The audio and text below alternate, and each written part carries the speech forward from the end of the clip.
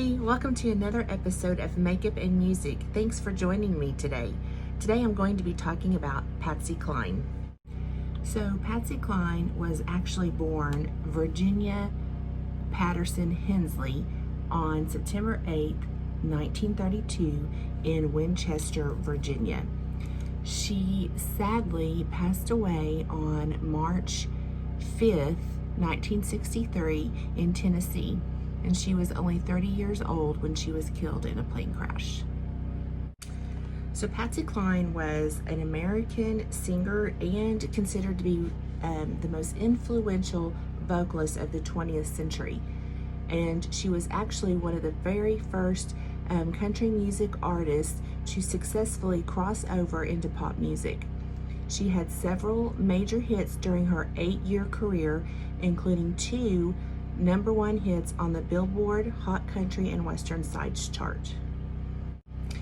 So at the age of 13, Patsy, she became very ill and very sick with a throat infection and rheumatic fever, and she had to be hospitalized and even had to be put into one of those oxygen tent thingies.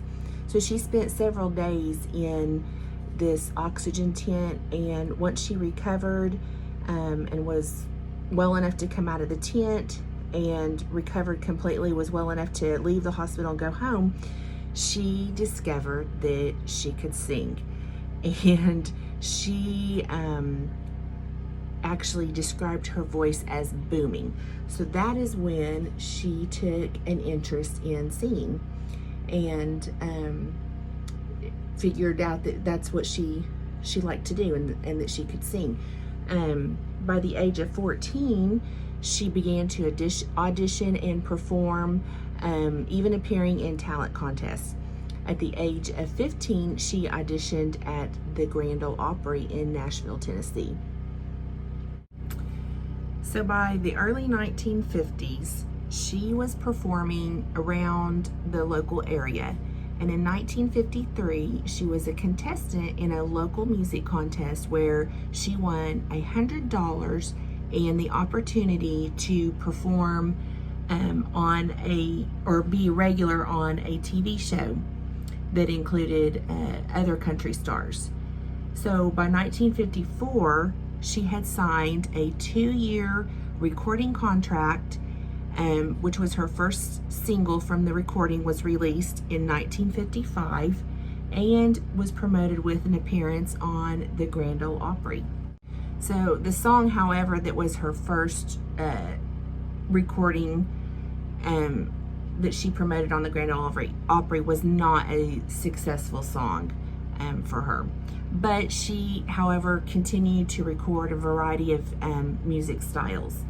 And then in 1957, she made her debut performance where she sang Walking After Midnight.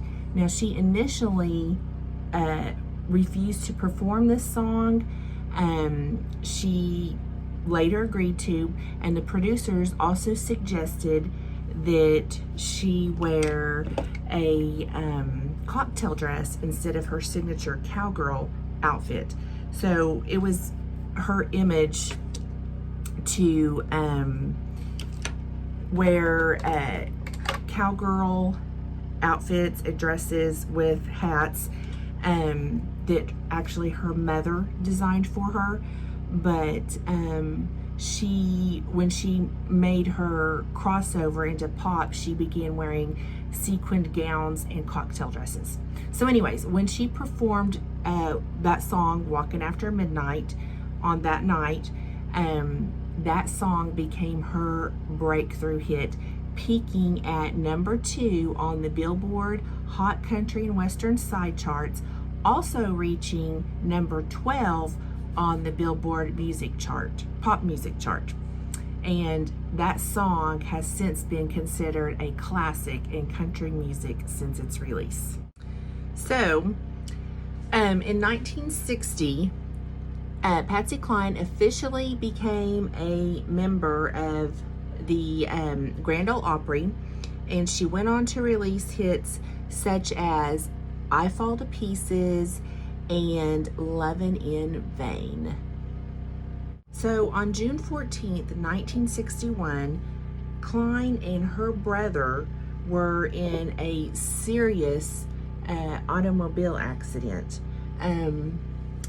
It was a head-on collision, and the impact threw Cline directly into the windshield, causing extensive facial injuries, a broken wrist, dislocated hip, and a large cut across her forehead.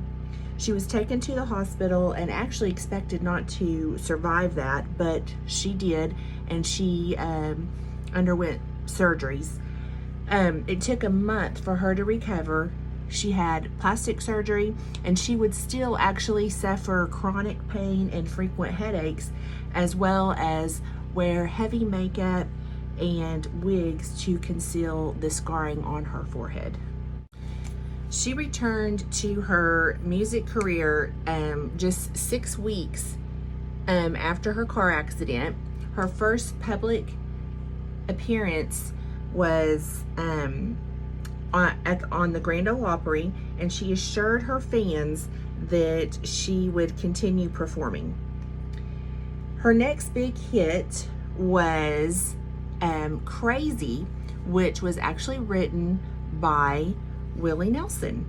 And initially, Cline did not like the song and did not want to record it, but after much encouragement and convincing, she recorded the song, and in 1961 it debuted on the Billboard country charts, peaking at number 2. Cline went on to perform many times at the Grand Ole Opry and record many songs that became hits, such as She's Got You and win major awards, including Favorite Female Vocalist. Cline was really good friends with Loretta Lynn. She was probably one of her very best friends, but she was also really good friends with Dottie West and Jan Howard.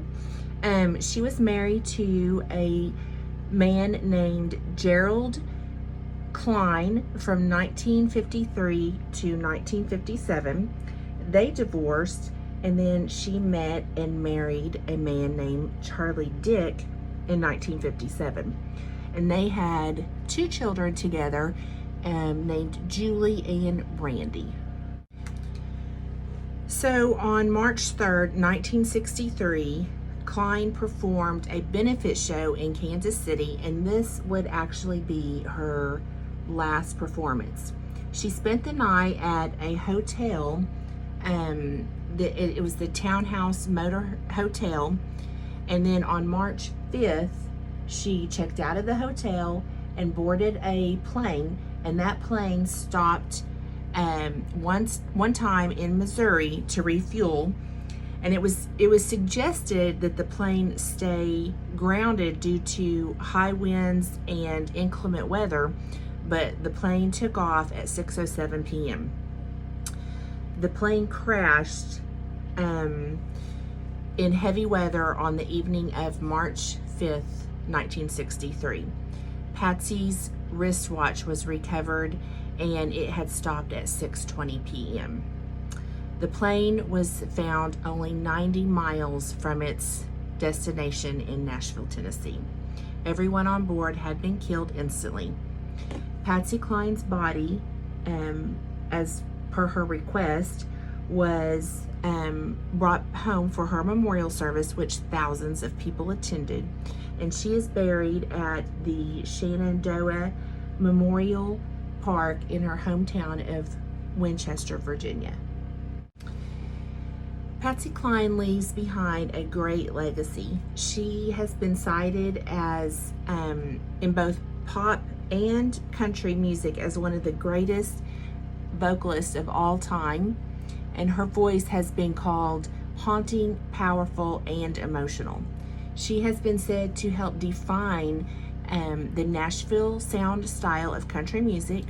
She's been a major influence on several various artists. In 1973, she was inducted into the Country Music Hall of Fame, and in 1995, she received a Grammy Lifetime Achievement Award for her legacy and career. Okay, so there you have it, the life and the legacy of the one and only Patsy Cline. And here you have this completed makeup look. Thank you for spending this time with me. I appreciate you. I appreciate your support. Don't forget to like, share, and subscribe on my YouTube channel, and also like and share on my Facebook page as well. Until next time, please take care of yourself, and I will see you soon. Bye. Woo!